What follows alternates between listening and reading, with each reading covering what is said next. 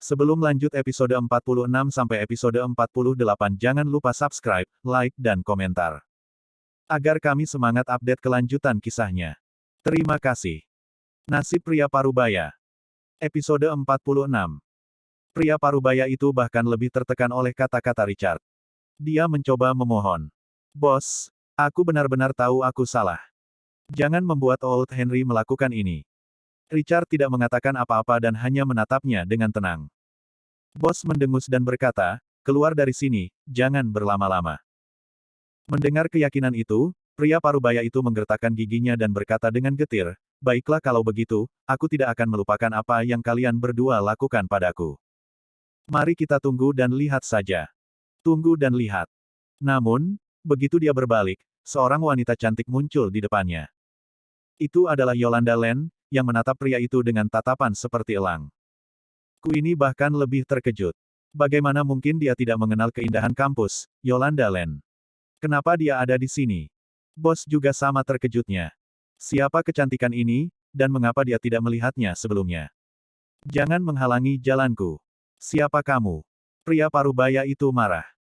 Ketika dia melihat Yolanda menghalangi jalannya, dia langsung menyerangnya. Jika kamu berani membuat keributan di sini, aku akan memastikan kamu menyesalinya. Yolanda berkata dengan dingin, matanya yang indah diwarnai dengan ketidakramahan. Huff, apa yang salah dengan saya membuat keributan di sini? Apalagi yang bisa Anda lakukan untuk saya? Pria Parubaya itu mengejek. Karena dia sudah dipecat, dia mungkin juga keluar.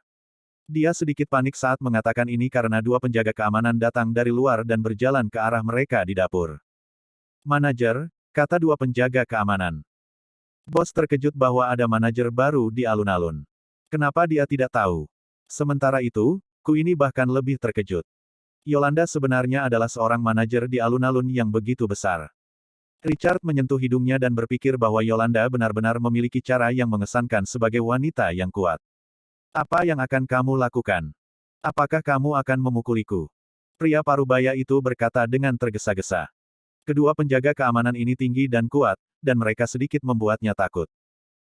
Apakah kamu tidak akan membuat keributan? Apakah alun-alun ini tempat di mana kamu dapat menyebabkan masalah?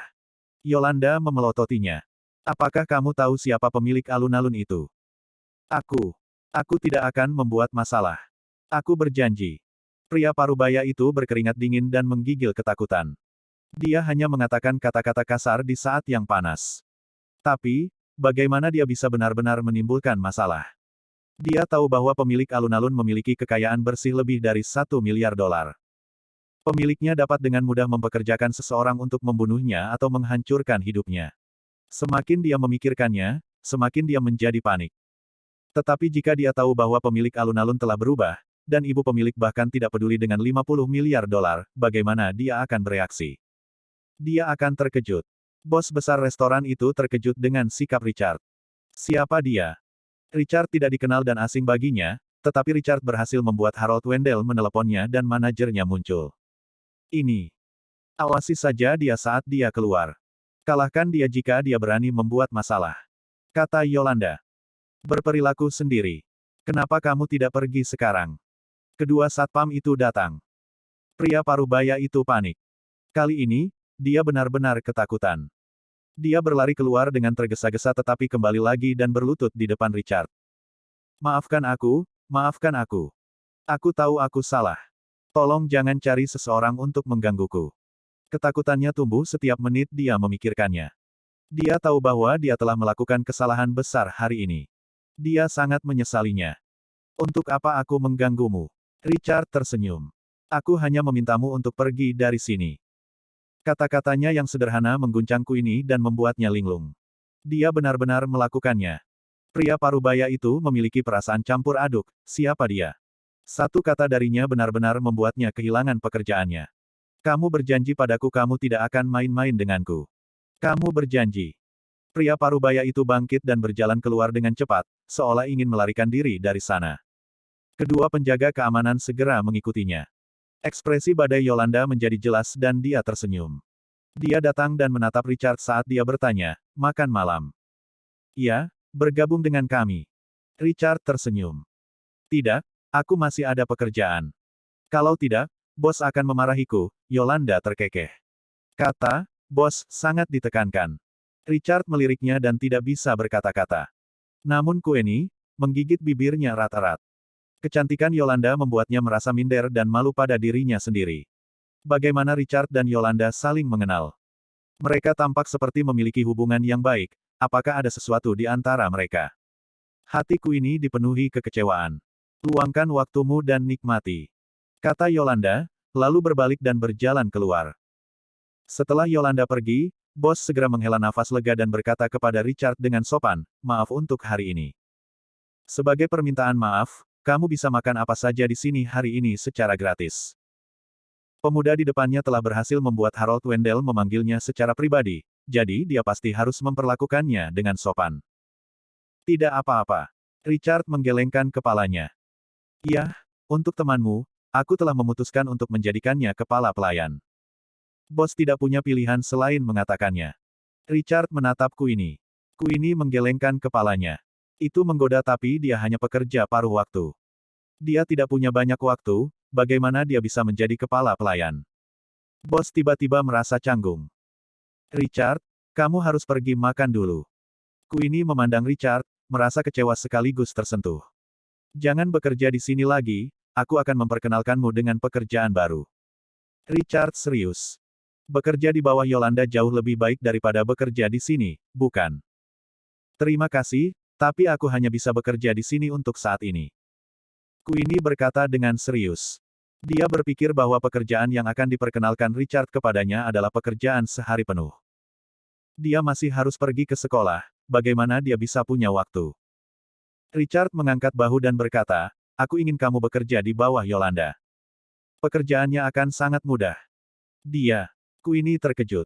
Bagaimana bisa Richard memintanya bekerja di bawah Yolanda? Ya, kamu bisa datang ke kelas setelah bekerja. Tidak akan ada batasan waktu.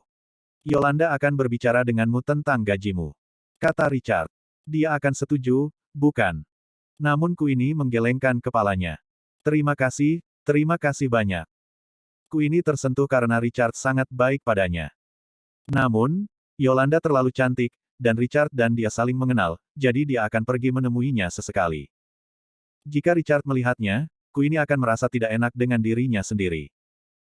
Richard menghela nafas dan berkata, "Yah, kamu bisa memikirkannya dengan hati-hati sebelum membuat keputusan." "Aku akan. Kamu harus pergi makan malam," kata Queenie.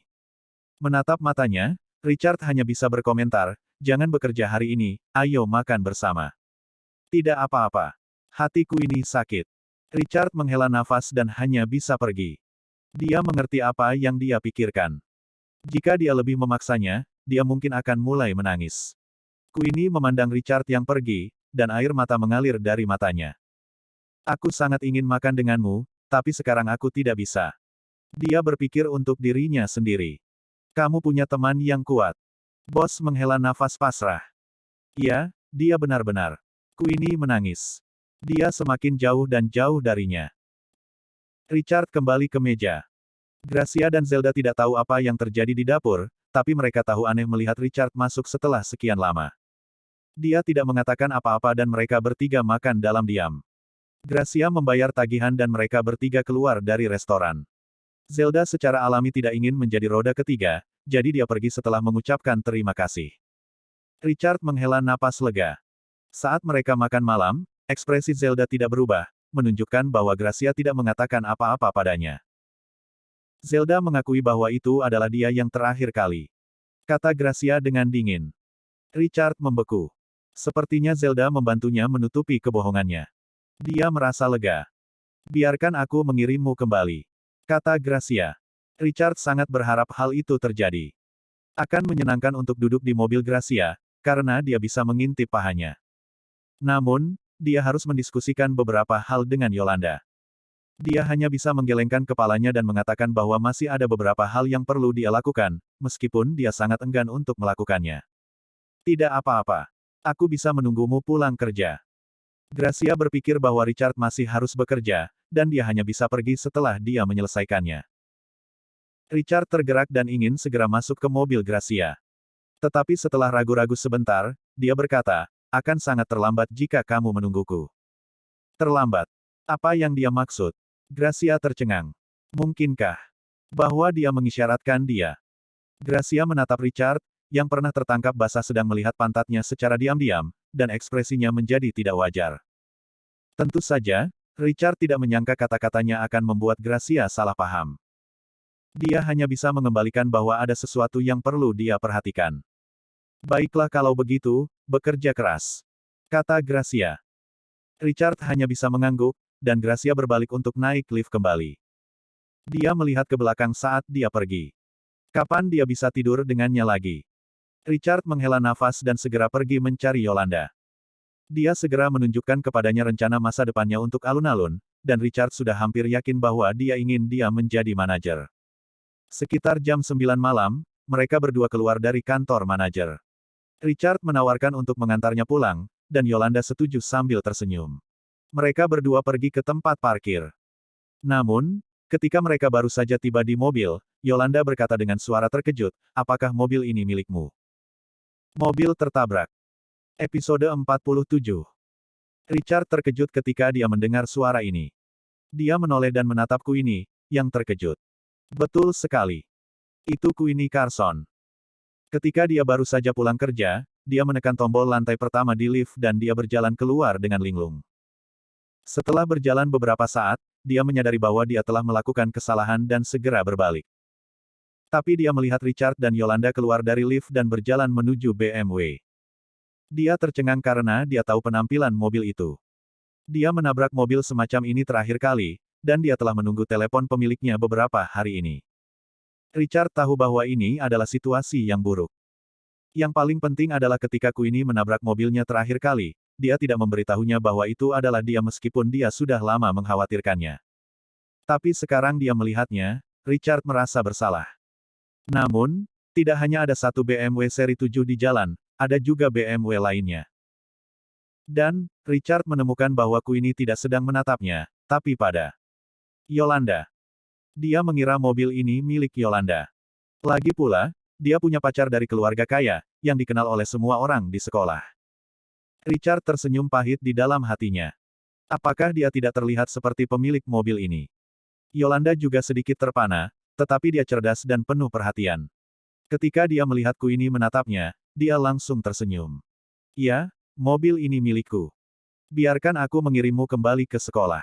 Richard menghela nafas lega. Queenie pulih dari keterkejutannya. Dia sedikit pemalu karena itu adalah mobil yang sangat mewah, dan dia diingatkan bahwa mobil yang dia tabrak terakhir kali adalah seperti ini. Dia menggelengkan kepalanya dan berkata, "Tidak apa-apa, kamu bisa mengirim Richard kembali." Terlebih lagi, tidak baik baginya untuk duduk di dalam mobil jika Yolanda mengirim Richard dan dia kembali, meskipun itu masih sedikit mengecewakan. Ini di jalan, ayo, masuk ke mobil. Yolanda tersenyum dan datang untuk meyakinkan Queenie. Richard buru-buru memberinya kunci mobil. Yolanda tersenyum dan mengambil kuncinya. Dia membuka pintu dan melihat desain interior mewah di dalamnya. Queenie bahkan lebih gugup. Ini adalah mobil yang sangat mewah, bagaimana jika dia mengotorinya? Richard terluka melihatnya seperti ini. Dia berjalan mendekat dan berkata, "Tidak apa-apa." Ya. Queenie menggigit bibirnya dan duduk di dalam. Dia sangat berhati-hati dan duduk di kursi dengan kaku. Richard duduk di sebelahnya. Yolanda duduk di kursi pengemudi. Dia sudah lama tidak mengemudi, keluarganya biasa mengendarai Rolls-Royce. Yolanda menyalakan mobil dan dengan terampil melaju keluar dari tempat parkir. "Aku pernah menabrak mobil seperti itu dan menggaruknya." Queenie menggigit bibirnya dan mulai berkata. Yolanda terdiam. Dia tahu bahwa mobil ini bernilai lebih dari $2 juta. Itu akan menelan biaya ribuan atau bahkan puluhan ribu dolar jika dia menggaruknya. Lalu, berapa pemilik meminta Anda untuk memberikan kompensasi? Yolanda bertanya tanpa sadar. Tidak, pemiliknya tidak meminta saya untuk membayar. Queenie menjawab. Pemilik mobil itu sangat baik. Yolanda tersenyum. Ya, sangat bagus. Pemilik mobil tidak ada di sana pada waktu itu, jadi saya meninggalkan nomor telepon saya, tetapi pemilik mobil tidak menghubungi saya. Oh, ini mengklarifikasi dengan tergesa-gesa. Kalau begitu, pemilik mobil tidak ingin kamu membayarnya. Mata Yolanda sedikit berubah, dan dia melirik Richard Cannon melalui kaca spion. Ekspresinya, Yolanda terkejut. Apakah mobilku ini menggores mobil Richard? Ide ini muncul di benaknya. Melihat ekspresi Richard, memang seharusnya begitu. Richard menyadari bahwa Yolanda sedang menatapnya dan langsung merasa sedikit malu. Dia tersenyum dan berkata kepadaku ini, apakah kamu tahu siapa pemiliknya? Saya tidak tahu. Queenie menggelengkan kepalanya. Dia sangat gugup. Dia lebih suka pemilik ini meneleponnya dan memintanya untuk membayar. Kemudian, dia akan merasa jauh lebih lega. Jangan khawatir, pemiliknya tidak akan memanggilmu, kata Yolanda sambil melirik Richard lagi. Tapi, Queenie menghela nafas. Jangan khawatir, kata Richard. Queenie benar-benar naif. Ya, tapi aku sangat berterima kasih kepada pemilik mobil. Aku ingin tahu apakah aku bisa meminta maaf padanya secara pribadi. Queenie menghela nafas dengan tatapan muram di matanya. Akan ada kesempatan, kata Yolanda. Saya berharap begitu. Saat mobil tiba di gerbang sekolah, Queenie turun dari mobil. Dia tahu bahwa Richard tinggal di luar, jadi Yolanda harus mengirimnya ke tempat lain. Terima kasih. Queenie berkata dengan serius. Tidak apa-apa. Yolanda tersenyum. Queenie melambai pada Richard dan berlari ke gerbang sekolah, kesedihan mengalir di dalam dirinya. Richard menghela nafas. Yolanda mengemudikan mobilnya, lalu melaju perlahan dan berkata sambil tersenyum, biar ku tebak, mobil yang dia garuk itu milikmu. Iya, Richard mengaku. Kalau begitu, kau sangat baik padanya, kata Yolanda. Richard terdiam saat dia bisa membaca yang tersirat dari apa yang dia katakan. Setelah tiba di suatu tempat yang agak jauh dari sekolah, Yolanda berkata, terima kasih telah mengirim saya kembali. Richard merasa malu. Yolanda membuka pintu dan keluar dari mobil. Richard kemudian bergeser kembali ke kursi pengemudi dan bertanya dengan rasa ingin tahu, mengapa kamu tidak tinggal di rumah pacarmu? Richard tahu bahwa dia punya pacar dari keluarga kaya. Dia bahkan bisa tinggal di hotel setiap hari. Kenapa dia tinggal di asrama sekolah? Karena aku bisa tinggal di asrama sekolah, mengapa aku harus tinggal di rumahnya? Tanya Yolanda. Yah, apa yang dia katakan benar-benar membuat Richard terdiam. Bisakah pacarnya menahannya? Aku akan pergi bekerja tepat waktu besok, sampai jumpa. Yolanda melambai pada Richard sebelum berjalan ke gerbang sekolah. Richard melihat dari kaca spion saat Yolanda perlahan berjalan pergi. Ia memang terkejut dengan keindahan kampus ini, yang tidak hanya cantik, tapi juga pekerja keras dan mandiri. Pacar harus benar-benar senang memiliki pacar seperti itu. Richard tersenyum dan kemudian dia mengemudi kembali. Setelah Zelda kembali ke rumah, dia menerima telepon dari sahabatnya, Quincy. Hal pertama yang dia katakan adalah, pacarmu benar-benar kaya. Apa? Zela tercengang. Pacarnya. Dia berhenti dan tiba-tiba terdiam, Quincy sedang berbicara tentang Richard Cannon. Kamu belum tahu. Pacarmu memesan Porsche 911. Total $4 juta. Dan dia membayar semuanya menggunakan kartu kredit dalam satu kesempatan. Zelda terkejut dan bertanya apa yang terjadi. Dia tahu tentang hubungan antara Richard dan Wilbur, tetapi bukankah dia baru saja membeli Cayenne? Mengapa dia membeli model 911 sebagai gantinya? Saya tidak tahu detailnya, tapi saya tahu dia yang memesan mobil itu. Zela bingung. Dua mobil sekaliber itu akan menelan biaya hampir $6 juta. Bagaimana bisa Richard menghabiskan begitu banyak uang bahkan tanpa mengedipkan mata? Siapa orang tua Richard? Pokoknya, pacar barumu tidak buruk. Quincy berkata dengan nada iri. Zela menghela nafas. Richard bukan pacarnya, dia hanya berpura-pura. Tapi dia tidak bisa mengatakannya dengan lantang. Ngomong-ngomong, apa aku mengganggu kalian berdua pada jam selarut ini? Quincy menyeringai main-main. Zelda terdiam. Ini adalah pikiran di dalam kepala wanita gila ini sepanjang hari. Aku akan segera menutup telepon. Kamu mengganggu kami dan dia baru saja selesai mandi. Zelda harus mengatakannya.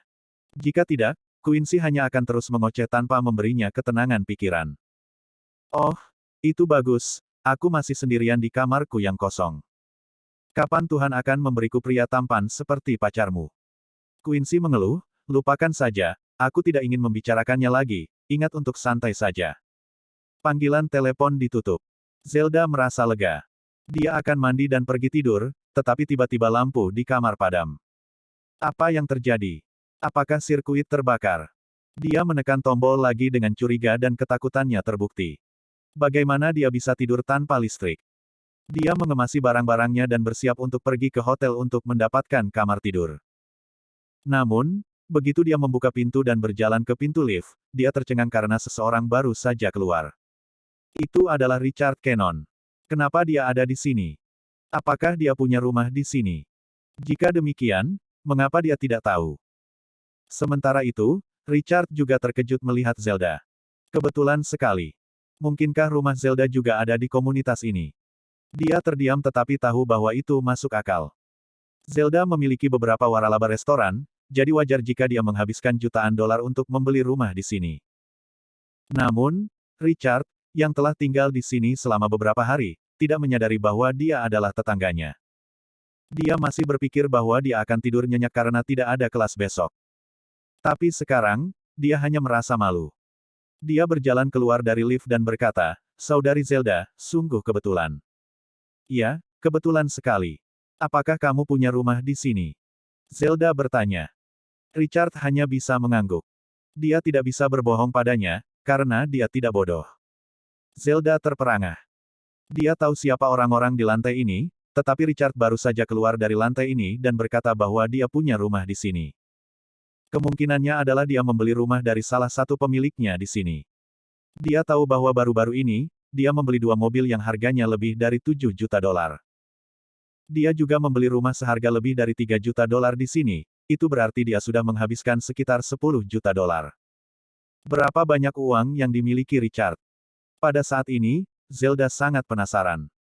Richard hanya bisa mencoba mengatakan sesuatu untuk memecah keheningan yang canggung. "Saudari Zelda, sudah larut malam. Mau kemana?" "Oh, listrik di rumahku mati. Aku sedang bersiap-siap untuk keluar mencari tempat tidur." "Jangan repot-repot. Kamu bisa datang ke rumahku saja," kata Richard tanpa sadar. Menginap di rumah pria. Episode 48. Kata-kata Richard benar-benar diucapkan secara impulsif. Dia tidak menyangka itu tidak pantas, jadi dia merasa sedikit malu setelah menyadarinya. Dia tidak akan terlalu memikirkannya, bukan? Karena Richard mengatakannya dengan tulus. Dia tidak bisa terus seperti ini. Tidak seperti Richard, yang terlalu banyak berpikir, Zelda tersenyum setelah beberapa saat tercengang. "Terima kasih, tapi tidak perlu." Richard kecewa, tapi itu normal. Akan aneh jika seseorang seperti Zelda memasuki rumahnya. Tapi tentu saja, dia tidak bisa menunjukkannya sehingga dia berdeham dan berkata, "Kalau begitu, hati-hati saat mengemudi di jalan, saudari Zelda." "Ya." Saat pintu lift terbuka, Zelda melangkah ke dalam lift dan hendak menunggu pintunya ditutup. Namun, dia tiba-tiba memikirkan masalah. Sepertinya dia tidak mengeluarkan kartu identitasnya dan dia meninggalkan kunci rumahnya di dalam kamarnya. Dia mengerutkan kening dan menepuk dahi dengan kesal, ada apa dengannya? Melihat pintu lift hampir menutup, Zelda buru-buru menekan tombol dan membuka pintu, lalu berjalan keluar setelah beberapa menit ragu-ragu, "Yah." Richard, yang membuka pintu, terkejut. "Ada apa, Suster Zelda?" "Saya tidak membawa KTP dan saya lupa kunci kamar." Zelda sedikit malu. "Kalau begitu kamu bisa tinggal di rumahku. Ada 3 kamar," kata Richard. "Apakah aku akan mengganggumu?" Sebenarnya, Zelda sangat puas dengan penampilan Richard. Tentu saja jenis kepuasan ini tidak memiliki arti implisit. Dia mengacu pada saat dia menciumnya terakhir kali. Ini adalah alasan terbesar mengapa dia bersedia untuk kembali. "Tidak, tidak akan." Richard tersenyum. "Baiklah, aku akan tinggal di rumahmu selama 1 malam. Besok aku akan mencari tukang kunci untuk membuka kunci pintu." Zelda mengumumkan dengan lega. Richard membuka pintu dan Zelda mengikutinya masuk. "Saudari Zelda, Anda bisa tidur di salah satu dari 2 kamar ini," kata Richard, "baiklah terima kasih." Zelda dengan santai memilih sebuah ruangan dan masuk, tersenyum pada Richard sebagai tanda terima kasih sebelum menutup pintu. Jauh di lubuk hati, Richard diam-diam terangsang tetapi tidak bisa berbuat apa-apa karena itu adalah Zelda yang mereka bicarakan. Dia menghela nafas, kembali ke kamar dan bersiap untuk mandi dan tidur. Titik. Seseorang mengetuk pintu. Richard, yang masih mengenakan celana piyama, terhuyung-huyung ke pintu. Dia setengah tertidur dan membuka pintu untuk melihatnya. Zela tercengang.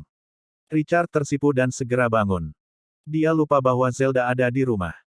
"Kakak Zelda, maafkan aku. Tidak apa-apa."